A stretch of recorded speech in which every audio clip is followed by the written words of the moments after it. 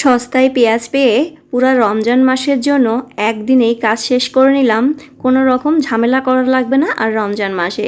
তো এখন কিন্তু পেঁয়াজের দাম কম আর খুব সহজেই আপনারা এভাবে সংরক্ষণ করতে পারবেন। এখানে 2 কেজি পেঁয়াজ কেটে খুব ভালো করে ধুয়ে তারপরে এই যে অনেকগুলো আমি কেটে নিয়েছি এভাবে কুচি করে, তারপরে ব্লেন্ডারে ব্লেন্ড করে নিয়েছি কিছুটা, আর কিছুটা একটু আস্ত রেখে দিয়েছি। তো এই যে পেঁয়াজের ভিতরে এখন সয়াবিন তেল আর লবণ দিয়ে দিচ্ছি বেশ কিছুটা, এতে করে পেঁয়াজের স্বাদ গন্ধ সবটাই ঠিক থাকবে এবং খুব বেশি বরফও জমবে না। যখন খুশি তখন বের করে আপনারা রান্না করতে পারবেন। মাংস যে কোনো রান্নাতে, মাছ ভুনা, ছোলা রান্নাতে, যে কোনো তরকারিতে আপনারা ব্যবহার করতে পারবেন খুব সহজে। আর এদিকে আমি পেঁয়াজগুলোকে কুচি করে রেখেছি আর এখন হচ্ছে টিস্যু দিয়ে খুব ভালো করে মুছে নেব যাতে করে এর গায়ে কোনো পানি না থাকে, তাহলে হচ্ছে একটার সাথে একটা জমাট বেঁধে যাবে।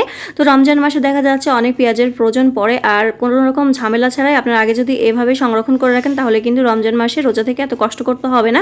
এখন একটা এরকম বক্স নিয়ে নিচেই টিস্যু দিয়ে দিয়েছি, তারপরে সেই পেঁয়াজগুলো দিয়ে দিলাম। এখন খুব ভালো করে একটু ছড়িয়ে রাখছি। এভাবে রাখলে কিন্তু পেঁয়াজ একটাও জমাট বেঁধে যাবে না। আপনারা এভাবে পুরো রমজান মাসের জন্য সংরক্ষণ করতে পারবেন খুব সহজেই।